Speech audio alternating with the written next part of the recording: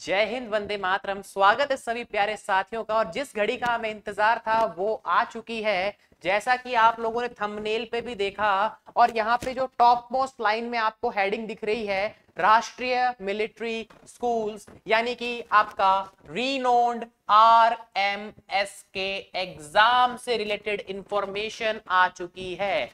क्या है पूरे के पूरे इस जो आपका ये छोटा सा ब्रोशर नोटिफिकेशन टाइप का, इसको हम पढ़ते हैं। ब्रोशर भी है 30 पेजेस का, उसको भी आप पढ़ सकते हैं, बट हम इस नोटिफिकेशन को देख लेते हैं। क्या है ये?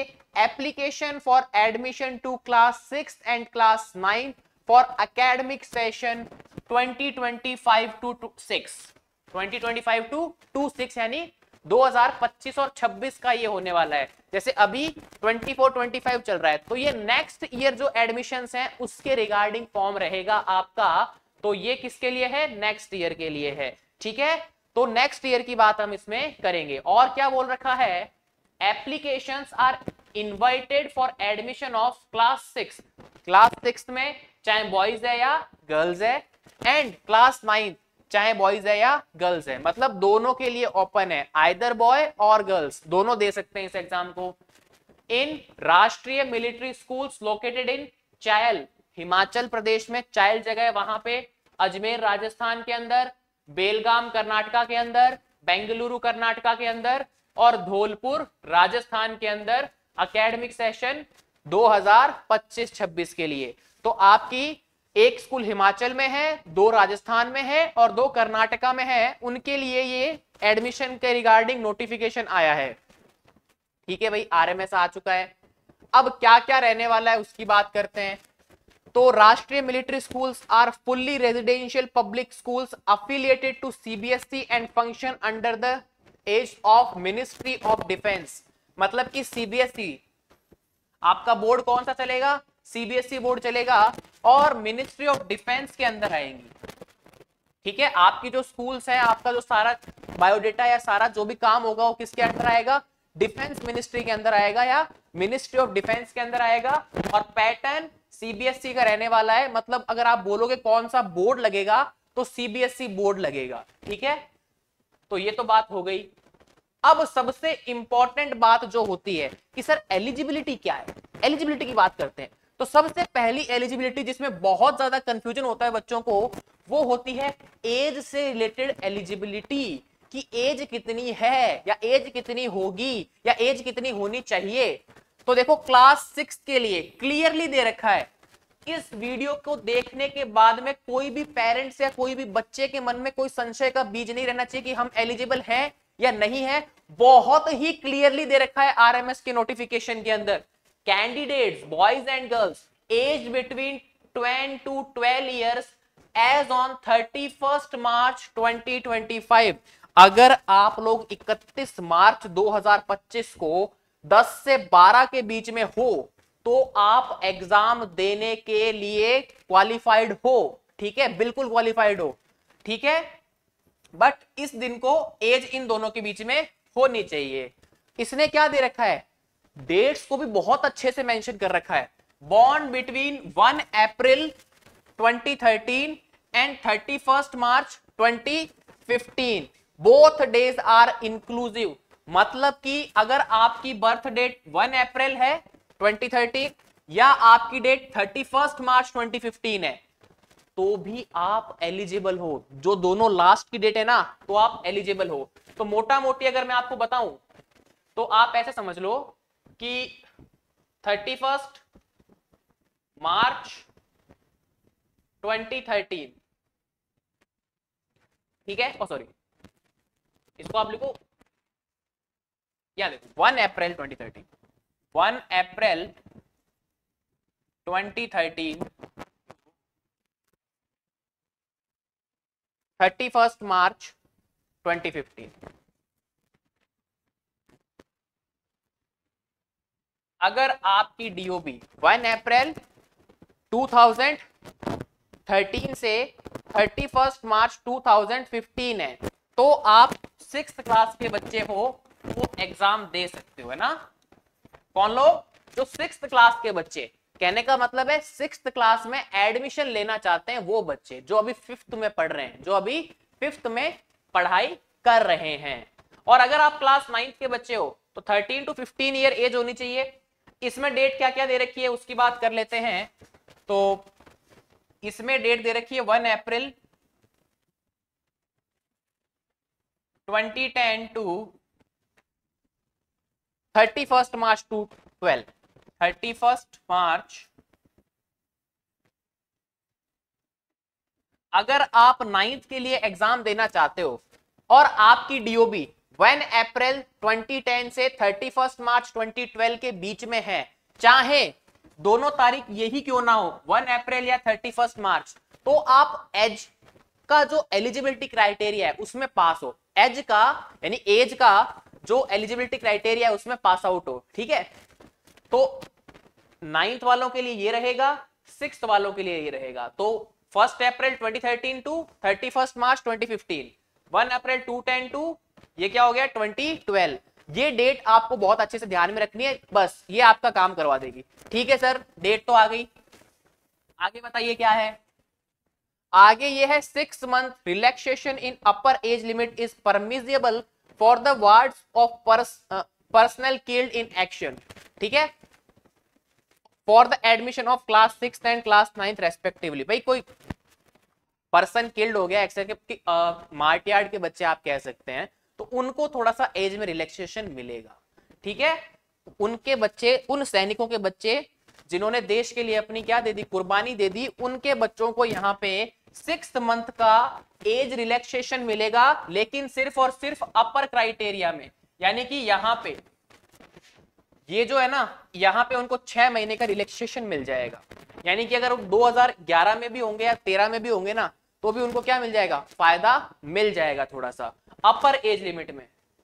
क्लियर है। वो जैसे इस क्लास की बात करें तो 15.5 के भी होंगे तो भी उनको ले लिया जाएगा, या फिर 6th क्लास में 12.5 ईयर, जैसे यहाँ पे क्या है 12 ईयर मैक्सिमम है, बट अगर कुर्बानी दी है तो उनको क्या मिलेगा, एक अच्छा यहाँ पे मौका मिलता है कि 6 महीने एक्स्ट्रा मिलेंगे उन्हें। भाई कुर्बानी देते हैं तो बहुत फर्क पड़ता है ना, पेरेंट्स का बहुत फर्क पड़ता है। तो आगे बढ़ते हैं। Educational qualification. एजुकेशनल क्वालिफिकेशन में क्या चाहिए, candidate should have pass the class 5th। Class 5th class होनी चाहिए from a government recognise school before the date of admission. Admission से पहले पास होना चाहिए। आप जब एडमिशन लेने जाओ ना किसी भी स्कूल के अंदर, ये जो 5 स्कूलें ऊपर दिखा रखी है, तब आपके पास में 5th क्लास की क्या होनी चाहिए, मार्कशीट होनी चाहिए, टीसी होनी चाहिए, जो भी वो मांगते हैं वो डॉक्यूमेंट्स होने चाहिए। ठीक है। Student studying in class 5 are also eligible to appear in the entrance test for class 6th। जैसे कि अभी तो आप क्लास 5th में हो, बट आप दे सकते हो एग्जाम, क्योंकि इसका एग्जाम समथिंग अराउंड दिसंबर में होगा, और उसके बाद में इसका रिजल्ट आएगा 2-3 महीने के अंदर, और उसके बाद में काउंसलिंग वगैरह शुरू होके जब तक इसकी काउंसलिंग स्टार्ट होके आपको बुलाएंगे ना, तब तक आपकी जो स्कूलें हैं ना सीबीएसई एफिलेटेड चाहे होम बोर्ड एफिलेटेड, वो सारी की सारी आपको 5th क्लास का रिजल्ट दे देगी आपके। मतलब आप जब इस एग्जाम को क्वालिफाई करके जब काउंसलिंग में बैठने लगोगे ना, तब तक आपके एग्जाम ऑलमोस्ट फिनिश हो चुके होंगे, या फिर एग्जाम जस्ट फिनिश होने वाले होंगे। तो एग्जाम पॉइंट ऑफ व्यू से कोई दिक्कत इसमें नहीं आएगी। क्लास 9th वालों के लिए क्या है कि क्लास 8 पास आउट होना चाहिए गवर्नमेंट रिकॉग्नाइज से, तो वो सब आप हो, उसमें आपको ध्यान नहीं देना है। आपके ध्यान की चीज है एज। क्या ध्यान की चीज है, एज, उम्र का आपको ध्यान रखना है। ठीक है सर। और क्या है, तो और बात करते हैं, थोड़ा सा ऊपर लेके चलते हैं इसको। एजुकेशनल क्वालिफिकेशन हमने देख लिया, अब हम बात करते हैं एंट्रेंस एग्जामिनेशन की। देखो ये बड़ा मजेदार है, आरएमएस बड़ा मजेदार चीज कर रहा है, और क्या कर रहा है वो आपको बताएंगे। देखो the date of multiple choice जो एग्जाम होगा ना, वो ओएमआर बेस्ड एग्जाम होगा। कैसा, ओएमआर बेस्ड। आपको गोले दिए हुए होंगे और गोले भरने हैं ना, तो इन शॉर्ट हिंदी में इसे कहते हैं गोला भरो प्रतियोगिता। तो जो आपका ओएमआर एग्जाम होना है वो कब होना है, कॉमन एंट्रेंस टेस्ट है, मतलब सभी के लिए कॉमन है, सीईटी बोलते हैं कॉमन एंट्रेंस टेस्ट को। ओएमआर पे होगा, कौन सी क्लास के लिए, 6th और 9th दोनों के लिए होगा। Will be forwarded to all candidates their registered email IDs and mobile numbers. देखो आप कभी भी कोई भी एग्जाम का फॉर्म भरें तो उसमें जो ईमेल आईडी लगाएं वो चालू कंडीशन में ईमेल आईडी हो, रनिंग में होना चाहिए। ऐसे नहीं है किसी और फोन में पड़ी है, मैं भूल गया, मेरे पास आईडी नहीं है, पापा के पास आईडी नहीं है। ना बच्चा, ऐसा नहीं करना, नई आईडी बना लो, बट वो आईडी के पासवर्ड और वो आईडी ध्यान में रखना, और मोबाइल नंबर जो चालू हो आपका रनिंग कंडीशन में हो उसी को यूज में लेना। तो ये तो बात हो गई मोबाइल नंबर और आईडी से रिलेटेड, चलो ये बात भी क्लियर हो गई। अब आगे देखो, in addition such information will be available on RMS website. ये देखो, ये है आरएमएस की वेबसाइट, एंड इस बार जो आपको अप्लाई करना है ना, वो इस वेबसाइट से करना है। कौन सी अप्लाई, कौन सी वेबसाइट है भाई? delhi.nielt.gov.in, delhi.nielt.gov.in। तो ये वेबसाइट जो है यहाँ पे दे रखी है, इस वेबसाइट के थ्रू आपका फॉर्म फिलअप भी होगा। देखो अप्लाई का है ना, तो जो फॉर्म फिल होगा वो इस वेबसाइट से होगा। आरएमएस की वेबसाइट से फॉर्म फिल नहीं हो रहा है, वहां पे आपको इसका ऑप्शन अभी नहीं मिल रहा है। कौन सी पे मिलेगा? delhi.nielt.gov.in पे मिलेगा। चलो फिर ठीक है, ये भी पता चल गया। कहां मिलेगा? इस पे मिलेगा, तो इस पे फोकस कर लेना भाई, ठीक है। अब देखो क्लास 6 के लिए क्या क्या सब्जेक्ट रहेंगे। सब्जेक्ट रहेंगे इंटेलिजेंस, मतलब आपका रीजनिंग, जनरल नॉलेज, यानी कि आपका एसएसटी और जनरल नॉलेज की जो चीजें वो रहेंगी। मैथमेटिक्स एंड इंग्लिश, क्या रहेंगे? मैथमेटिक्स एंड इंग्लिश, ये रहेंगे क्वेश्चन क्लास 5th के लेवल के। आसान सा लेवल जो 5th क्लास के बच्चे का जनरली होता है उस पर बेस्ड होगा। उसके बाद में 9th क्लास के अंदर क्या मिलेगा? इंग्लिश, हिंदी, एसएसटी, मैथमेटिक्स और साइंस। मतलब 8th क्लास तक आप जितना भी पढ़ते हो ना, उसमें सिर्फ संस्कृत को हटा दो, बाकी पांचों के पांचों सब्जेक्ट आपको मिलने वाले हैं। तो ये होगी सब्जेक्ट से रिलेटेड बात। अब रिजर्वेशन की बात करें तो आप सबको पता है वेल नॉन रिजर्वेशन है। सबसे पहले 70% किसका है? जेसीओ और ओआर का है, ठीक है। Navy and air force including ex serviceman, इसमें नेवी, एयरफोर्स, एक्स सर्विसमैन सबको इंक्लूड कर दिया है। अब यहां पे समझने की बात यह कि उनके बच्चों का है, ठीक है, वार्ड्स की बात चल रही है। 30% wards of officers of army, navy, air force included retired officer, wards of civilians. मतलब 70% तो किसके लिए है? जेसीओस के लिए और ओआर के लिए, और बाकी का जो 30% है वो किसके लिए है? Officers of army, navy, air force and wards of civilians. मतलब आप अगर सिविलियन के बच्चे हैं, आपके पिताजी सैनिक नहीं है, ठीक है, या नॉर्मल आर्मी में है, या फिर अफसर है, ऑफिसर है आर्मी के अंदर, तो उसके लिए 30% ही है सिर्फ रिजर्वेशन। और सी वाला क्या कहता है? A max of 50 seats in all classes put together are earmarked for category killed in action. भैया किल्ड इन एक्शन के लिए बहुत तगड़ा एडमिशन का इसके अंदर क्या है, मतलब जो सैनिक शहीद हो जाते हैं, देश के लिए कुर्बानी देते हैं, उनके बच्चों के लिए बहुत अच्छी व्यवस्था करके रखी है इस नोटिफिकेशन के अंदर। आरएमएस में हमेशा से शुरू से होती भी आई है, ठीक है। Note 27%, 15% and 7.5% seat are reserve for OBC. ये नॉर्मल जो कोटा है आपका कि 22-27% ओबीसी के लिए होता है, 15% आपका एससी के लिए और 7.5% एसटी के लिए होता है, नॉर्मल है वो। For class 6th and 9th 10% and 30 vacancies maximum put together in all 5 RMS will be reserved for girl candidate। भैया लड़कियों के लिए रिजर्व है यहाँ पे 10% सीट्स, या तो 10% सीट या 30 सीट्स, या तो 10% सीट, जितनी सीटें हैं उनका 10%, या फिर 30 मैक्सिमम। मैक्सिमम कितनी हो सकती है? 30। जहां पे 10% 30 से कम है वहां 30 हो जाए, मतलब वो 10% हो जाएगा। और जहां पे 10% 30 से मैक्सिमम हो रहा है तो वो क्या हो जाएगा? 30 सीट मैक्सिमम होगी किसके लिए? गर्ल्स के लिए। तो गर्ल्स के लिए बहुत अच्छी अपॉर्चुनिटी है। देखो इसने हाईलाइट भी किया है इस नोटिफिकेशन में, जो गर्ल्स वाला सेक्शन है उसको इसने ज्यादा बोल्ड लेटर्स में लिखा है, ज्यादा हाईलाइट किया है। तो भैया आपको जो गर्ल कैंडिडेट है उनको बहुत अच्छे से इसकी तैयारी करनी चाहिए। चलिए आगे देखो, admit cards and interview and result. Admit cards and result will be hosted by RMS website. भैया इस पे आएंगे और आपकी जो मैंने आपको अभी delhi.nielt.gov.in बताया उस पे आएंगे on internet and can be downloaded. Download करोगे आप, सीधी सी बात है। Candidate who clear the common entrance test and are figuring in the merit list will be required to appear the interview at the designated राष्ट्रीय military school. देखो क्या होगा, जब आप सीईटी का जो एंट्रेंस टेस्ट है रिटर्न वाला वो क्लियर कर लोगे ना, तो उसके बाद में आपको क्या होगा, इंटरव्यू के लिए बुलाया जाएगा। जो भी डेजिग्नेटर जो आरएमएस स्कूल होगा आपका, final merit list will be prepared after the interview. मतलब आपके आरएमएस के अंदर जो रिटर्न है और जो इंटरव्यू है उसके मार्क्स मिलने के बाद में आपकी फाइनल मेरिट लिस्ट निकलेगी और आपको पता लगेगा कि वो वो स्कूल में आपका सिलेक्शन हो पाया है या नहीं हो पाया है। ठीक है, मेडिकल में क्या होगा, अब जो शॉर्ट लिस्टेड कैंडिडेट हो जाएंगे इस लिस्ट के बाद में उनका मेडिकल होगा, और मेडिकल के अंदर क्या होगा भाई, वो अपना एक इंस्टीट्यूशन बताएंगे, वहां पे जाके आपको मेडिकल कराना है, नॉर्मल सा मेडिकल होता है, वो चेक करेंगे और आपको परमिट कर देंगे। ठीक है, जो भी मेडिकल के लिए उनके नॉर्म्स होते हैं वो नॉर्म्स भी आपको पता चल जाएंगे, ब्रोशर के अंदर अच्छे से आ जाएंगे। या फिर जब काउंसलिंग के लिए इनका सर्टिफिकेट निकलते हैं, ब्रोशर कब आएगा, जब काउंसलिंग के लिए ये निकालेंगे ना एडवर्टीजमेंट, उसमें एक पूरा लंबा सा ब्रोशर आएगा, उस ब्रोशर के अंदर आपको सारी डिटेल मिल जाएगी। आगे देखो, अब बात करते हैं आपके लिए सबसे इंपॉर्टेंट, एप्लीकेशन फॉर्म कब से स्टार्ट होंगे। तो एप्लीकेशन फॉर्म्स आपके स्टार्ट हो रहे हैं, online application forms will be available on 21 अगस्त 2024, 10 बजे से स्टार्ट हो जाएंगे ये। मतलब अभी जब आपको ये वीडियो मिल रहा है ना, उससे पहले ही ये एप्लीकेशन फॉर्म स्टार्ट हो चुके हैं। मैं ये वीडियो 22 तारीख को शूट कर रहे हैं अभी, है ना, तो 22 को शूट कर रहे हैं, तो एग्जाम फॉर्म कल ही स्टार्ट हो गए थे।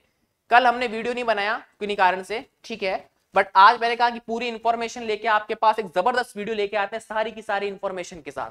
तो 21 अगस्त को क्या हो जाएगा, चालू हो चुका है।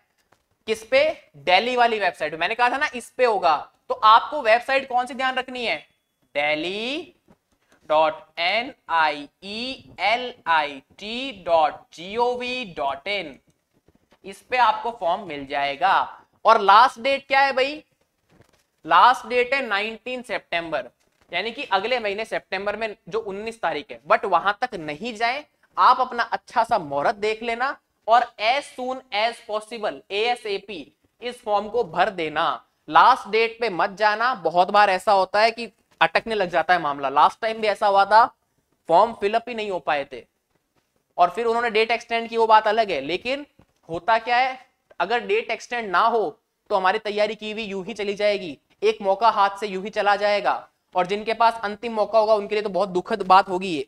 इसलिए ध्यान रखें लास्ट डेट का अच्छे से। इंपॉर्टेंट इंस्ट्रक्शन क्या है, पेरेंट्स और candidate should exercise due care while filling up in the online application form. If on verification on otherwise subsequent stage incorrect information on some variation found, the candidate is liable to be rejected। मतलब कि अगर आपने जो information दी है वो कहीं पे भी थोड़ी सी इधर उधर ऊपर नीचे या खराब पाई गई या गलत पाई गई, आपने कोई इनकरेक्ट इंफॉर्मेशन दी है या उसमें कुछ वेरी पाई गई, जैसे आपका नाम है, जैसे आपका नाम हम लिखते हैं आकाश, किसी ने डबल ए लगा दिया, भाई फॉर्म फिल कराने कहां जाओगे, कहीं ना कहीं जाके आप साइबर कैफे जाओगे, इंटरनेट ई मित्र पे जाओगे, तो वो गलत भर देगा, तो भैया ये आपका फॉर्म रिजेक्ट हो जाएगा बाद में। फॉर्म रिजेक्ट नहीं होगा, मान लो तो एडमिट कार्ड नहीं आएगा, एडमिट कार्ड आ गया तो आगे जाके जब डीवी होगा, डॉक्यूमेंट वेरिफिकेशन, तब आप रिजेक्ट हो जाओगे और उसके बाद आप कुछ नहीं कर पाओगे। तो इस बात का ध्यान रखना है कि फॉर्म बहुत आराम से तल्लीनता के साथ भरना है, अदरवाइज आपका गलत हो जाएगा। No request for change in category, भैया चेंज इन कैटेगरी के लिए कोई भी रिक्वेस्ट नहीं होगी। डेट ऑफ बर्थ में आप कोई चेंज नहीं कर सकते और medical exam centres will be entertained. तो डीओबी, अपना नाम, कैटेगरी सब ध्यान से भरना। Verification of eligibility condition with reference to original documents will be during admission. जब एडमिशन होगा ना तब आपके सारे के सारे ओरिजिनल डॉक्यूमेंट्स चाहिएंगे। ठीक है, कौन कौन से डॉक्यूमेंट चाहिए होते हैं सबको पता ही है, बट जब दोबारा से काउंसलिंग चालू होगी तो वो अपना पूरा ब्रोशर निकालेंगे, उसमें सब कुछ आपको मिल जाएगा। तो डॉक्यूमेंट्स को भी ध्यान से रखना है। कॉन्टैक्ट डिटेल्स कौन कौन सी है आपकी, पांचों की पांचों जो आरएमएस के क्या हैं, स्कूल्स हैं आपके। देखो ये रहा आपका चैल का आरएमएस, चाहे शिमला हिल्स में है हिमाचल प्रदेश, बताओ शिमला में रहोगे आप तो कितनी अच्छी अपॉर्चुनिटी है। राष्ट्रीय मिलिट्री स्कूल अजमेर राजस्थान, अजमेर भी बहुत अच्छी जगह है, हमारे राजस्थान से ही है, हम राजस्थान में बीकानेर से ही रहते हैं, तो राजस्थान के अंदर ये है हमारा ये स्कूल। राष्ट्रीय मिलिट्री स्कूल बेलगांव, बेलगांव क्यों फेमस है भाई, महात्मा गांधी से क्या रिलेशन है आपको पता होना चाहिए, आप तैयारी कर रहे हैं अगर 6th और 9th के लिए, तो कर्नाटका में है ये भी। उसके बाद में राष्ट्रीय मिलिट्री स्कूल बेंगलुरु में भी है, तो मतलब बेंगलुरु में 2 स्कूल हो गए।